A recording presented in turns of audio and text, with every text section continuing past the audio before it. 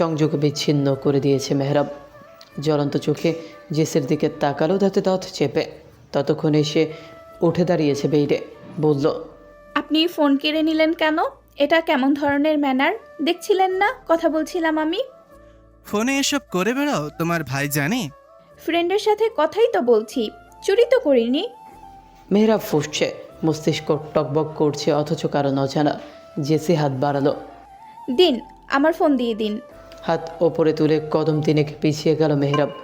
গম্ভীর গলায় বলল, দেব না, এটা আমার কাছেই থাকবে আজ। বললেই হলো নাকি? আমার প্রাণ, আমায় ফেরত দিন এক্ষুনি। বেড ছেড়ে নেমে এলো তরিদ। লাফিয়ে ঝুঁপিয়ে মেহরাবের হাত থেকে ফোন ছিনিয়ে নেওয়ার চেষ্টা চালায়। মেহরাব ভ্রু বেঁকে চেয়ে আছে তখনও, মুখ কোচকে বিড়বিড় করে। প্রাণ? ইয়েস, আমার ফোন আমার প্রাণ। যাকে দুদণ্ড চোখের আড়ালে রাখলে দম বন্ধ লাগে। স্টুপিড! ইউ কুমড়ো পটাশ! You cheater! ইউ হনুমান! কপাল কুচকে যায় মেহরাবের। ক্ষিপ্ত স্বরে বলে, ইউ ইডিয়েট! ইউ ব ব ববা করছো কেন? এবার কথা ফুরিয়ে গেছে ভান্ডারে। জিএসি তৎক্ষণাৎ জবাব করে, বতে বাল। হোয়াট? কি বললে মাত্র? মেহরাব থমকে উঠল এক প্রকার। জেসি থমথম খায়, জিভে ঠোঁট ভিজিয়ে ইতিউতি করে। মেহরাব এগিয়ে আসছে এক পা দুপা। তা দেখে গলা শুকিয়ে এলো জেসের। সে পেছাতে শুরু করে। হাতাহাতিতে দেয়ালের দিকে পিঠ হয়ে গেছিল। ফলস্বরূপ দেয়ালে গিয়েই পিঠ ঠেকে জেসের। মেহরাব এক হাত রাখলো কোমরের পাশে, এরপর ঝুঁকে এলো আস্তে করে, ধীর গলায় বলল, বতে কি যেন বলেছিলে তখন? স্পষ্ট শুনতে পাইনি, আবার বলো। শ্বাসরুদ্ধকর অনুভূতি হচ্ছে। মেহরাব এতটা কাছে এর আগে আসেনি। উষ্ণ শ্বাস হামলে পড়ছে জেসির কপালে। দেয়ালের সাথে যথাসম্ভব সেটে গিয়ে ঘাড় একদিকে বাঁকালো, যেন মুখ লুকাতে চাইছে। সেভাবেই আর চোখে চেয়ে কম্পিত গলায় বলল, এই ডক্টর, এই বি কেয়ারফুল। হ্যাঁ, আমার সাথে 19-20 করার চেষ্টা করলে আপনার গলার ওই স্টেথোস্কোপ টেনে ছিঁড়ে ভেঙে গুঁড়িয়ে হাতে ধরিয়ে দিব একদম। তখন দেখব সুন্দরী ললনাদের হার্টবিট কিভাবে চেক করেন। কথা শেষে অল্পক্ষণ পর ধীরে ধীরে ঘাড় সোজা করে। মেহরাবের চোখে চোখ পড়ে সেই সময়। এক দৃষ্টে তাকিয়ে আছে শীতল চোখে। তারপর আস্তে করে চোখ নামিয়ে একবার গলায় ঝুলে থাকা স্থেতর দিকে চেয়ে হঠাৎ ঠোঁটে ঠোঁট কামড়ে সরে গিয়ে ঘুরে দাঁড়ালো। জেসি বুক ভরে শ্বাস ছেড়ে উকি দিয়ে তাকায়। হাসলো না মানুষটা, যদিও অস্পষ্ট সেই হাসি। কিন্তু সে হাসির কি বলল? সন্ধ্যার আগমন ঘটেছে ধরণীতে। পাখিরা নিরে ফিরছে যে যার মতো। প্রকৃতি তখন শান্ত। বার্নাস কাস্ট্রোলের আশেপাশে জনমানব শূন্য হওয়ায় তা আরও দ্বিগুণ শুনশান, মৌন। সুখ অবরুদ্ধ রুমটায় উদ্বিগ্ন মনে বসে বরণ তার কোলে মাথা রেখে ঘুমিয়ে দীর্ঘদিন পর একান্তে কাছে পাওয়ার দোহাই দিয়ে তখন তাকে ভুলিয়ে ভালিয়ে স্থির করেছিল। কিন্তু সময় যে ক্রমশ বেড়ে চলছে, অথচ বাড়ি যাওয়ার নাম নেই। বরণর মসৃণ কপাল ছুঁয়ে দিয়ে চুলে হাত বুলিয়ে চুলগুলো এলোমেলো করে দিতে দিতে অপলক চেয়ে রয় সুখ। মিনিট পাঁচেক আগের মতো পুনরায় মনের অস্থিরতা স্থগির হয়। দৃষ্টিতে ভর করলো একরাশ মুগ্ধতা। অধরে বিচরণ করে হাসির রেখা। পুরুষটা কি সুন্দর, চেহারার প্রতিটা রেখায় রেখায় কি অদ্ভুত মাদকতা। আজীবন চেয়ে থাকলেও হয়তো সুখের অনুরক্তি কমবে না, কখনো বিরক্তি আসবে না। চড়া ভ্রু, নাক শক্ত চোয়াল। নিঃসন্দেহে সৃষ্টিকর্তা খুব যত্নে এঁকেছেন এই গড়ন। যদিও রবের সকল সৃষ্টি নিখুঁত, অপরূপ, অতুলনীয়। সুখ ঝুঁকে গেল অচানক। আস্তে করে কোমল বাঁকানো ঠোঁট দুটো ছুঁয়ে দিল বর্ণর কপালে। সুরের জোরে বিদ্যুৎ ঝটকা দিয়ে গেল যেন।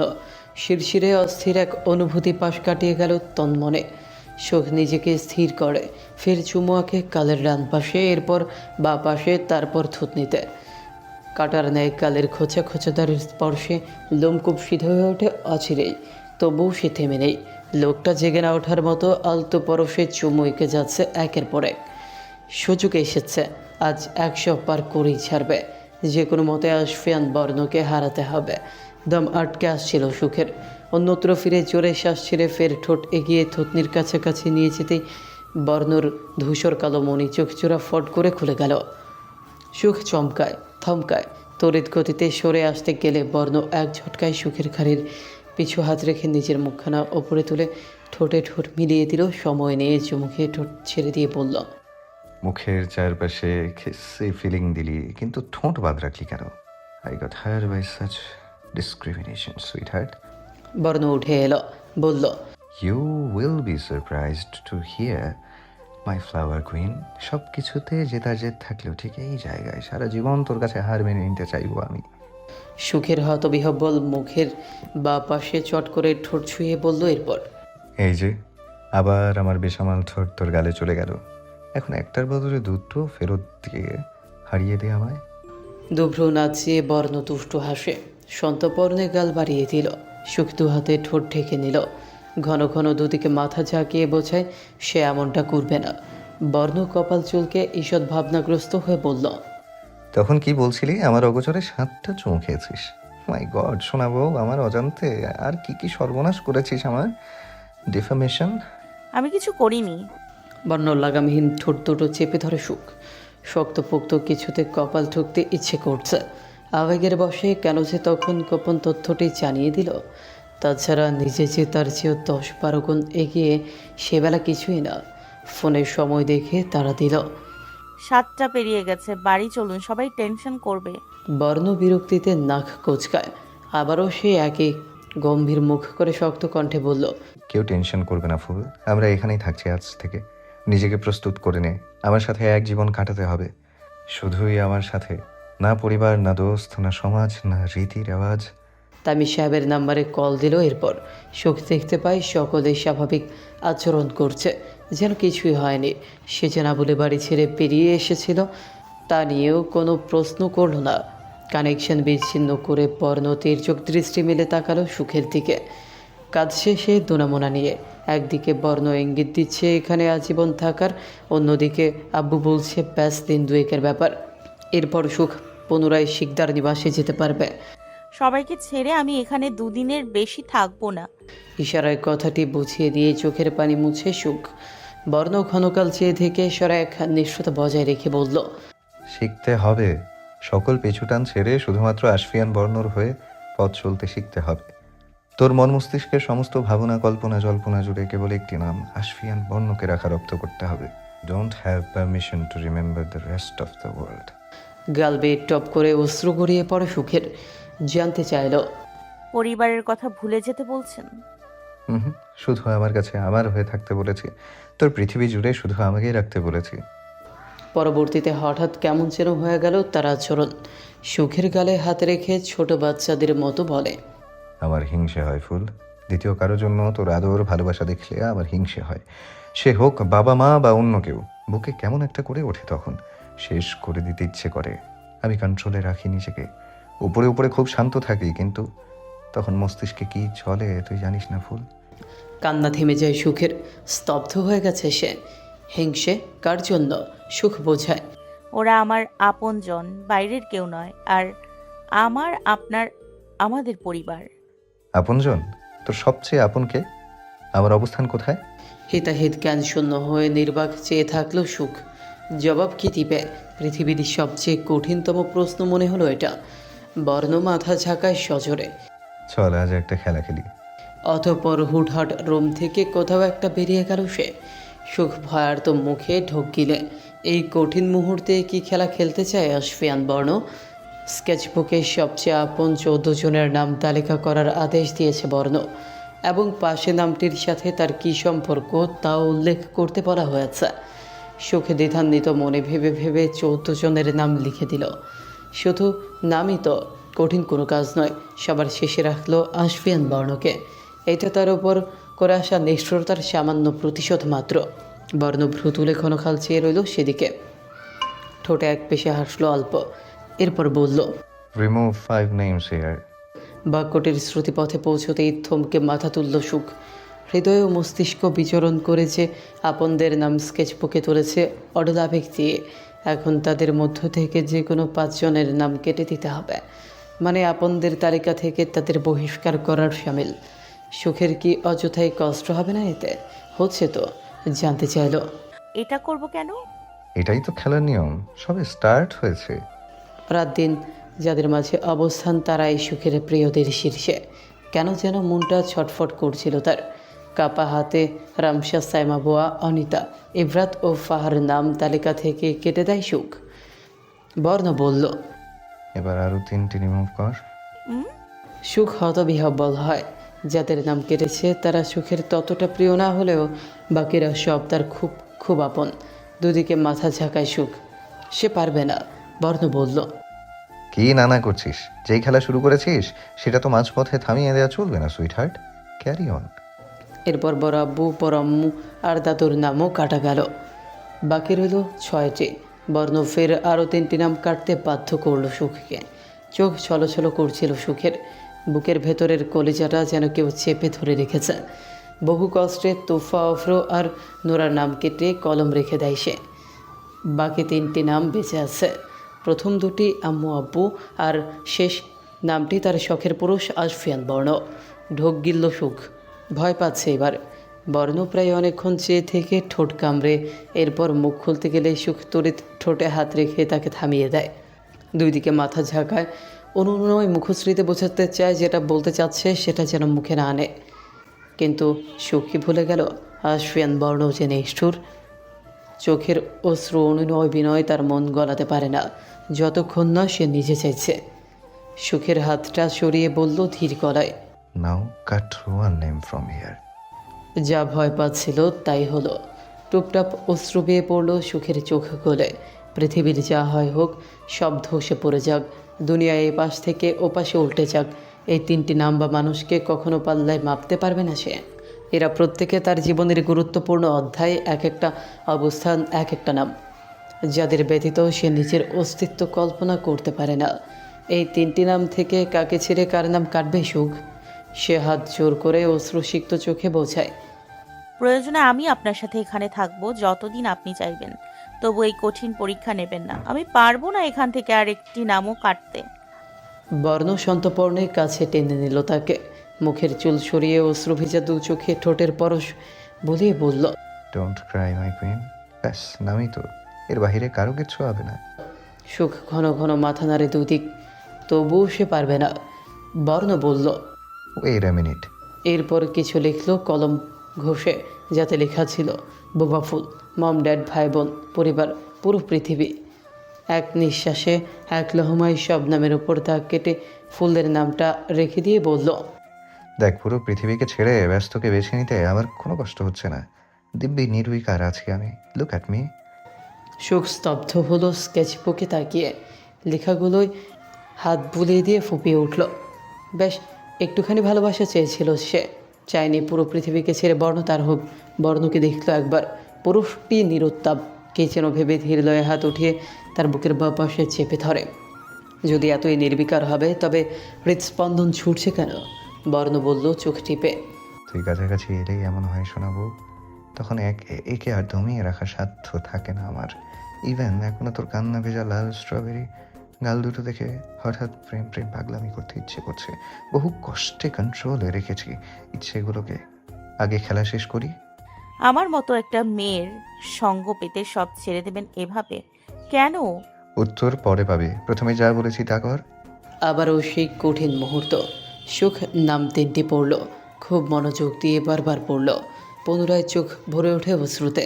কী করবে সে? শেষবারের মতো বর্ণকে বলল। আমার খুব কষ্ট হচ্ছে, আপনি দেখতে পারছেন অনুভব করতে? পরক্ষণেই বলল। পারবেন না, আপনি খুব নিষ্ঠুর, পাষণ্ড। বর্ণ এক শব্দে নেমে নিল শেষের অভিযোগ। সুখের হাত কাঁপছে, কাঁপছে সর্বাঙ্গ। কাকে ছেড়ে কাকে রাখবে? আম্মু আব্বু, না শখের পুরুষ যে তার স্বামী, সে যার বাবা জোরের হাড়? এটা করে কি হবে? বুকের বা পাশে হাত রাখলো বর্ণ, বলল। শান্তি মিলবে এখানে, অথবা হতাশা। সুখ পুনরায় কলম তুলে নিয়ে তাকালো, বোঝালো। আমি আম্মু আব্বুর কাছে ফিরবো না আপনার মতে বিরোধ করে, তবুও 3জন থেকে একজনকে বিয়োগ দিতে বলবেন না। আমার জীবনে এই 3জন ছাড়া আর কাউকে চাই না। এদের মধ্যে থেকে একজনকে ছেড়ে অন্যজনকে বেছে নেওয়ার সাহস আমার নেই। বর্ণ অনিমেষ তাকিয়ে থাকে। খেলা সম্পূর্ণ রেখে ফুলকে আজ ছাড়বে না। সুখের হঠাৎ চোখ চাই বর্ণর লেখাগুলোতে। একটা নামের সূচনা করতে চেয়েও স্থগিত রেখে দিয়েছে সবার শেষে, ফসই দিয়েছে কেবল। সুখ কলমটা সেদিকে চালালো কী ভেবে, নামটা সম্পূর্ণ করে লিখে দিল গিটার। এরপর এগিয়ে দিল বর্ণকে, বোঝায়। বোবা ফুল অথবা গিটার একটিকে কাটুন। বর্ণর চোয়াল আচানক কঠোর হয়ে গেল হুটহাট। তাতে বিন্দুমাত্র দুষ্টুমি কিংবা হেয়ালিপনার আভা দেখতে পেল না সুখ। এতে সুখ আরও দৃঢ় হলো, ফের বোঝালো। কি হলো, হাত থমকে গেল? তখনই ফোন এলো। বর্ণ রিসিভার তুলে কানে ধরে লম্বা কদমে নিঃশব্দে বেরিয়ে যায় কক্ষ ছেড়ে। সুখ তার যাত্রা পথে তাকিয়ে রইল বিমূর্ত চোখে। সে স্পষ্ট দেখল আশফিয়ান বর্ণ ফোনের বাহানায় এক প্রকার এই পরিস্থিতি থেকে পালিয়ে গেল যেন। এতই আপন ওই গিটার, যে পুরুষ পরিবার আপনজন এমনকি পুরো পৃথিবীর নিয়ম ভেঙে শুধু তাকে চাইতে এক মুহূর্তও নিল না, সেই পুরুষ গিটার ছাড়তে পারবে না। কি আছে এমন হতে? সুখ আশেপাশে নজর বোলায়, এখানে গিটার নেই। অভ্রর হাত ফসকে পড়ে যাওয়ার পর নিবাসেও দেখা যায়নি সেটা। নিশ্চয়ই এই ক্যাসেলে থাকবে। রুম থেকে বেরিয়ে এলো সুখ। আস্তে ধীরে চতুর্দিকে নজর হটায়। রুমের পাশ ঘেঁষে ডান দিকে ওপরে যাওয়ার সিঁড়ি, বাদিকে খানিক গেলেই ডাইনিং স্পেস, তারপর কিচেন। রুমের মুখোমুখি আরও একটা রুম। সুখ সেদিকে পা বাড়াতে গিয়ে কদম তিনেক বাড়িয়ে থেমে গেল। সিঁড়ি বেয়ে ওপরে চলে এলো। ওপরে কেবল দুটো রুম, মধ্যে বিরাট ফাঁকা জায়গা। সুখ একটা রুমে প্রবেশ করলো। বুক টিপ টিপ করছে একা চলতে। বর্ণ কোথায় কে জানে। অভ্যন্তরে প্রবেশ করে সুখ স্তম্ভিত হলো। অল্প বিস্তর নয়, বরং অনেকখানি। কক্ষ আলোকিত নয়, তবুও অদৃশ্য এক আলোক রশ্মি রুমকে আধারে তলিয়ে যেতে দেয়নি। পুরো রুমের দেয়াল জুড়ে কেবল তারই ছবি। হাজার খানিক তো হবে। সেই ছোট্টবেলা থেকে শুরু করে বিয়ের পরের, এমনকি বর্ণর অ্যাক্সিডেন্টের দিন হসপিটালে ছুটে গিয়ে তাকে জড়িয়ে হাহাকার করার দৃশ্যের আংশিক ছবিতে স্থান পেয়েছে। প্রতিটি ছবির নিচে কিছু না কিছু লেখা। অদ্ভুত এক আভেশে শরীর শিরশির করে উঠল সুখের। বাঘারা চোখে প্রতিটি ছবিতে হাত বুলিয়ে দিয়ে ঠোঁটে ঠোঁট চেপে ধরে। কান্না পাচ্ছে কেন? একটা ছবিতে বর্ণ সুখের দুহাত পিছমোড়া করে পরনের শাড়ির আঁচল দিয়ে গিট বেঁধে এক হাতে সুখের হাত দুটো ধরে রেখে অপর হাতের তর্জনীতে সুখের থুতনি তুলে এক দৃষ্টি চেয়ে আছে। সম্ভবত বিয়ের চতুর্থ দিনের দৃশ্যপট এটি। সেদিন সদ্য গোসল ছেড়ে আয়নার সামনে দাঁড়িয়ে চুল শুকাচ্ছিল সে। তার ঠিক পিছু দরজায় হেলান দিয়ে নিষ্পরক চেয়েছিল বর্ণ। চোখের দৃষ্টিতে যেন সুখকে জ্বালিয়ে পুড়িয়ে দিতে চায়। আয়নায় দৃশ্যটি অবলোকন করে সুখ ভেতরে ভেতরে জড়তায় কুকড়ে গেলেও ক্ষিপ্র মুখে পিছু ঘুরে জানতে চাইল ইশারায়। এভাবে অসভ্যের মতো যখন তখন চেয়ে থাকতে ইগো হার্ট হয় না এখন? লজ্জা করে না? বর্ণ ফিচেল হেসে এগিয়ে এলো, ফাঁকে বলল। করে তো, ভীষণ লজ্জা করে সুইটহার্ট। কিন্তু কি করবো বল, তুই সামনে এসে দাঁড়ালে লাজ লজ্জা সব ফারার হয়ে যায়। এরপর সুখের রেগে আঙুল তুলে কিছু বলতেই বর্ণ তার হাত মুচড়ে পিছু চেপে ধরে নিকটে চলে এলো। অতঃপর দেয়ালে বন্দি ছবির মতো একটি দৃশ্যের সৃষ্টি হয়ে গেল মুহূর্তেই। সেদিনের ঘটনাটি মনস্পটে কল্পনা করে প্রলম্বিত শ্বাস ছাড়ে সুখ। ছবিটির পাশে ছোট অক্ষরে কিছু লেখা। যখন আমি শিকারি, তো তুই আমার শিকার। No sacrifice, no giving up. You are only mine sweetheart. আরেকটি ছবি সেদিন ভ্যালেন্টাইন্স ডেতে দুজন পানিতে ভাসমান ভেলায় সুখের সামনে হাঁটু গেড়ে বসে বর্ণ গোলাপগুচ্ছ এগিয়ে দিচ্ছে। তার পাশে লেখা আছে। তোর চোখের সকল মায়া, ভালোবাসা, তোর হৃদয়ে, দেহ, মন সব কিছুর হক শুধুমাত্র এই আশফিয়ান বর্ণর। No one is allowed to be a part of it. একটি ছবিতে গিয়ে নজর স্থির হলো সুখের। লম্বায় চওড়ায় ছবিটি বেশ বড়। সুখের গা কেঁপে উঠল থরথর। শ্বাস প্রশ্বাস বৃদ্ধি পায়। এইটা তার ছবি। সে তখন হসপিটালের বেডে শুয়ে আছে নিস্তেজ, কোমায়। চোখের কোটা ভরে ওঠে পূর্বের মতো। হাতে হাত ঘষে মাথা চুলকায় সে অস্থির গতিতে। এইসব মনে করতে চায় না সে। ওই নিকৃষ্ট লোকগুলোর ঘৃণায় গা গুলিয়ে আসা নিকৃষ্ট ছোঁয়া, ছি কি জঘন্য। ব্যাস আর একটুর জন্য তার গায়ে সেই তকমাটা লেগে যায়নি। সমাজে যেটাকে বলে ধর্ষিতা। ছবিটায় রক্তে তৈয়ে কৈফিয়ত দিয়ে কিছু লেখা। আম সরি ফুল, আম ফেইল্ড। তোকে প্রোটেক্ট করতে পারিনি, বুঝতে পারিনি কখনো আমার দায়ে তোকে সাফার করতে হবে। কিন্তু আমার কষ্ট হচ্ছে না, বরং আনন্দ ধরেছে। I am feeling relief. তোকে হারাতে না বসলে হয়তো কখনো জানতেই পারতাম না আমার জন্য তুই কি। এই বুকের বাম পাশে কতটা জায়গা তুই নিয়ে আছিস আমার পারমিশন ছাড়াই। অতঃপর তোর ভালোবাসার কাছে আমি সজ্ঞানে হার মেনে নিলাম। তোকে করে নিলাম আশফিয়ান বর্ণর পুষ্পরানী। চোখের অশ্রু মুছে নেয় সুখ। আর কাঁদবে না সে। কারো অস্তিত্বের প্রবেশ ঘটেছে রুমে। চারপাশে চেনা পরিচিত পুরুষালী পারফিউমের সুঘ্রাণ ছড়িয়ে পড়েছে। একটা শক্তপোক্ত প্রশস্ত বুক এসে সুখের পিছু অবস্থান ঘোষণা দিচ্ছে। সে পিছু ফিরল, চমকালো না। আস্তে করে মাথাটা এলিয়ে দিল সেই বুকে। এই বুকটা শুধু তার, আজ থেকে আর কাউকে ভাগ দিবে না। অন্ধকার রজনী, সুশীতল কক্ষ, নিস্তব্ধ চারিপাশ। বেডের নিচে অবহেলায় পড়ে আছে কোলবালিশ। সিলিং ফ্যানটা চলছে পুরোদমে। গলার ভাঁজে তপ্ত শ্বাস সমেত ঠোঁটের পরশ পেয়ে ঘুম হালকা হয়ে গেল মেহরাবের। ঘুমের ঘরে নিবিষ্ট আলস্য চোখ দুটো ধীরে খুলল। পিটপিট মুখটা এলোকে এসে ঢেকে আছে পুরো। বিরক্তিতে কপাল কুঁচকে এক হাতে মুখ থেকে চুলগুলো সরিয়ে নড়তে গেলে অনুভূত হয় শরীরের ওপর ভারী কিছু। ঘুম উবে গেল মুহূর্তে। চমকে সম্পূর্ণ সজাগ হয় মেহরাব। জেসি মেয়েটা উঠে এসেছে গায়ের ওপর, দুহাতে জড়িয়ে গলায় মুখ গুজে আরামে ঘুমিয়ে। ক্ষণে ক্ষণে ঘাড়ে নাক ঘষে শব্দ করছে। হাত মুঠোবন্দি করে সচরে ঢোক গেলে মেহরাব। জেসিকে ধাক্কায় দূরে সরিয়ে দিতে মনস্থির করেও কেন যেন হাত থমকে গেল। পারল না মনকে সায় দিতে। দম আটকে শুয়ে থাকতে থাকতে এক সময় সেও ঘুমিয়ে পড়ল। সেদিন ভোরে ঘুম ভেঙে মেহরাবের কাছে নিজেকে আবিষ্কার করে জেসি অবাকের শীর্ষে পৌঁছে বলল, মিস্টার অ্যারোগেন্ট, আমাকে ছেড়ে দূরে দূরে থাকতে আপনার কষ্ট হয়, সেটা মুখে স্বীকার করলেই পারতেন। ঘুমের সুযোগে এভাবে কাছে আসার কি দরকার ছিল? দেখলেন তো, ঠিকই ধরা পড়ে গেলেন। মেহরাব ভ্রু গুটিয়ে খানিকটা সময় নীরবে তাকিয়ে থেকে বলল, কোথায় আছো সেটা খেয়াল রেখেছো মিস ইডিয়েট? নিজের মহামূল্যবান বাক্য প্রয়োগের আগে চারপাশে অন্তত একবার নজর বুলিয়ে দেখা উচিত ছিল। জেসি বেডের খালি পাশে চেয়ে বসল। সেই মেহরাবের সীমানায় চলে এসেছে কোলবালিশের দেয়াল ফিরিয়ে। হাসার চেষ্টা করে বলল, উফস, সরি, অ্যাকচুয়ালি পূর্ণবাক্য শেষ করার আগেই মেহরাব শরীর থেকে এক প্রকার ছুঁড়ে ফেলল তাকে। বেড থেকে নামতে নামতে বলে গেল, পরের বার থেকে সাবধানে থাকবেন মিস ইডিয়েট। জেসি মুখ বাঁকিয়ে শুধরে দেয় তাকে। মিস্টার অ্যারোগেন্ট, মিস নয়, ওটা মিসেস হবে, মিসেস। বস, একটা কথা বলতে চাই। শুনছি, বলে যা। মাহির গলা খাকারি দেয়। শার্টের কলার ঠিক করে সরুর একটা বোতাম খুলে দেয়। তবুও যেন অক্সিজেনের অভাব বোধ করছে। বর্ণর নজর ল্যাপটপে। সে ফের বলল, বস, বলবো? এক কথা দুবার বলতে বা শুনতে আমি পছন্দ করি না মাহির, জানিস নিশ্চয়ই। মাহের দ্রুত ওপর নিচ মাথা ঝাঁকায়, জিভে ঠোঁট ভিজিয়ে ফের বলল। তাহলে বলি। বর্ণ দাঁতে দাঁত নিষ্পেষিত করে তড়িৎ উঠে দাঁড়ায় হঠাৎ। শার্টের হাতা গোটাতে গোটাতে মাহিরের দিকে এগোতে এগোতে গম্ভীর গলায় বলল, বল।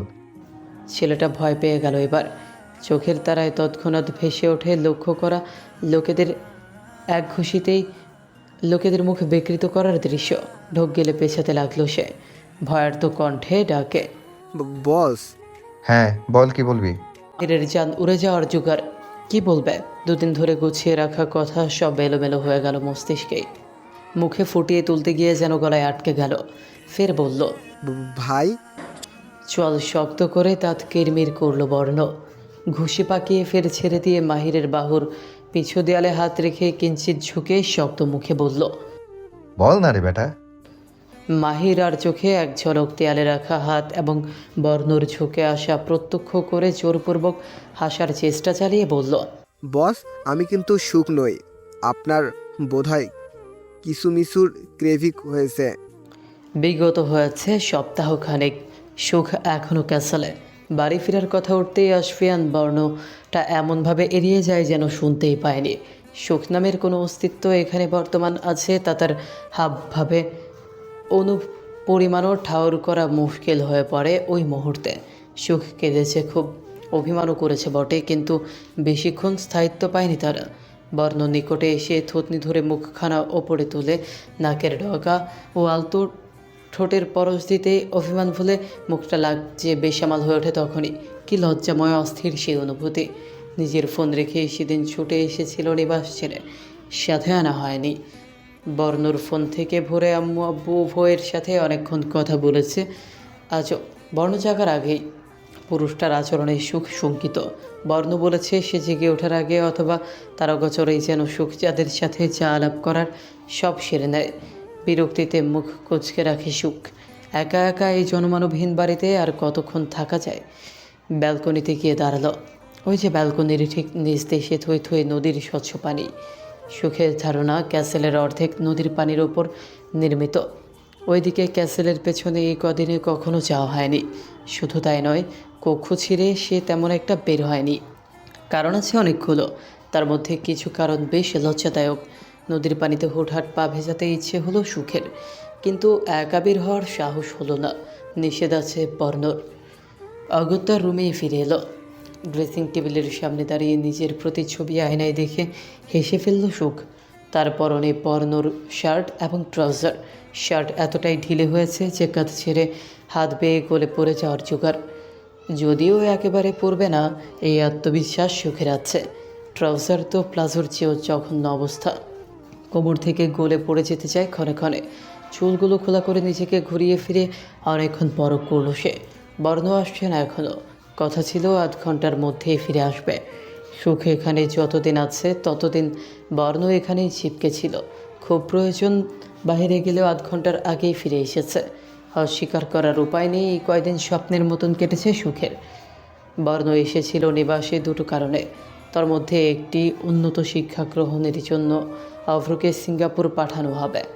ভিসা এবং পাসপোর্ট রেডি, মাহিরের কাছে গচ্ছিত আছে সব। আইজাইতে মনক্ষুণ্ণ হলেও অভ্রর মনে অসীম উল্লাস। বিদেশে পড়তে যাবে, এটা তার অন্যতম ড্রিম। মাহিরকে অথৈ সাগরে ডুবিয়ে বর্ণ চলে গেছে। দুটো বাক্য আওড়ে এখন দুই শিকদারের সামনে জড়সড়ো বসে আছে সে। বাক্য দুটো ছিল এমন: আঙ্কেল, আমি তুফাকে পছন্দ করি, তাকে বিয়ে করতে চাই। বস পাশে ছিল বলে সাহস করে কথাটি বলা মাত্রই নিষ্ঠুর পাষণ্ড লোকটা বাবা চাচ্চুর হাতে দিয়ে বাড়ি থেকে বেরিয়ে গেছে তৎক্ষণাৎ। তার পিছু তামির সাহেবও গিয়েছিল কোনো কারণে। পুনরায় ফিরে এসে মাহিরের মুখোমুখি সোফায় বসল। আজাদ সাহেব গম্ভীর মুখে বললেন, কি বলছিস তখন? গলা খাকারি দেয় মাহির।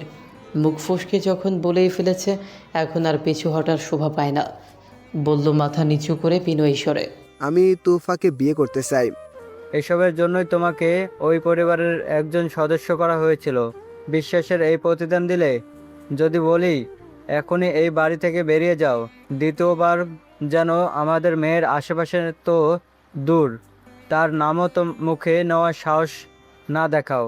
ভদ্রলোকের স্বর কোমল হলো না, বরং দ্বিগুণ কঠোর শোনালো। আদূর থেকে তোফা দ্রুত রিডিং রুমের দেয়ালে পিঠ থেকে চোখ পুজে। চোখ থেকে এক ফোঁটা অশ্রু গড়িয়ে পড়ে। হাত পা কাঁপছে তার। অবিশ্বাস্য অনাকাঙ্ক্ষিত কিছু শ্রবণেন্দ্রিয় হওয়া মাত্রই বন্ধরত চোখে মৃদু হাসল সে। মামারা মানুক বা না মানুক, এখন আর কোনো আফসোস নেই তার। অবশেষে মাহির বলেছে সে তোফাকে পছন্দ করে। ভালোবাসার মানুষের পক্ষ থেকে এই স্বীকারোক্তিটাই তার শ্রেষ্ঠ পাওয়া। এতেই সে সন্তুষ্ট।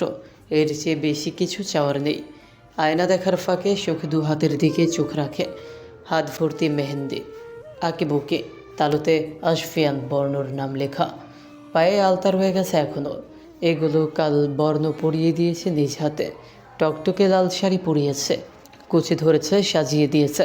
পুরোটা সময় কাঠে পুতুল হয়ে বসেছিল সুখ। বর্ণর যেভাবে ইচ্ছে সেভাবে সাজিয়ে তুলেছে তার বউ ফুলকে। এরপর সামনে বসে অপলক চোখে ঘন্টার পর ঘন্টা তাকিয়ে থেকেছে। সেসব স্মৃতি মনে করেই দুহাতের লজ্জায় আপনা আপনি মুখ লুকানো সুখ। অন্তঃকরণ দুরু দুরু করে ওঠে। এই কদিনে একটা বিষয় সুখকে বড্ড অস্বস্তিতে ফেলেছে। তা হলো বর্ণর জামা শরীরে বহন করা। এইসব গায়ে রেখে বর্ণর সামনে এসে মোটেও যেতে চায় না। মাটি ফাঁক করে লুকিয়ে পড়তে ইচ্ছে করে। আর যখন ওই বেহা পুরুষটা ধূর্ত চোখে তুষ্ট ইঙ্গিতে হেসে চেয়ে থাকে, তখন তো ইচ্ছে করে ধরিত্রী থেকেই হাওয়া হয়ে যেতে। কিন্তু এছাড়া উপায় নেই। তার কোনো জামা কাপড়ই যে এখানে নেই। শাড়িটা কাল কাভার থেকে বের করেছিল বর্ণ। কাভারের কথা মাথায় আসতেই চোখ কুঁচকে নিল সে। ওখানে বর্ণর জামা ছাড়া মেয়েলেই কোনো চিহ্নিত পূর্বে চোখে পড়েনি তার। তবে মানুষটা কোত্থেকে বের করলো ওটা? এগিয়ে কাভারের দরজা খুলল। অর্ধেক বর্ণর জামাতে ভরপুর, বাকি অর্ধেকে আরেকটা দরজা আছে। নিঃসন্দেহে ওখানে মহাশয়ের জামা কাপড়ই থাকবে। তবে দেখা হয়নি আগে। কী মনে করে সুখ ওই দরজাটাও খুলে ফেলল। পরপর চমকায় সুখ, বিস্ময় হতবাক হয়। এখানে সব শাড়ি আর শাড়ি। সাদা কাগজে ইংরেজিতে 4টি শব্দ, অনলি ফর ইউ সুইটহার্ট। থমকে চেয়ে রইল সুখ। আনমনের শাড়িগুলো ছুঁয়ে ছুঁয়ে দেখল। মনে হলো শাড়িগুলো একটার চেয়ে অন্যটা নজর কাড়া। অন্যমনস্ক সুখ দেখতেও পেল না। খানিকক্ষণ ধরে রুমের দ্বারে হেলান দিয়ে পুরুষালী এক অস্তিত্ব তার কার্যকলাপ লাজরঙা মুখশ্রী পর করছিল সূক্ষ্ম চোখে। পুরুষটি নিঃশব্দে পা মারিয়ে এগিয়ে এলো। ঘাড়ের পিছু উষ্ণ শ্বাসের উপস্থিতি টের পেয়ে চমকে পিছু ঘটল সুখ।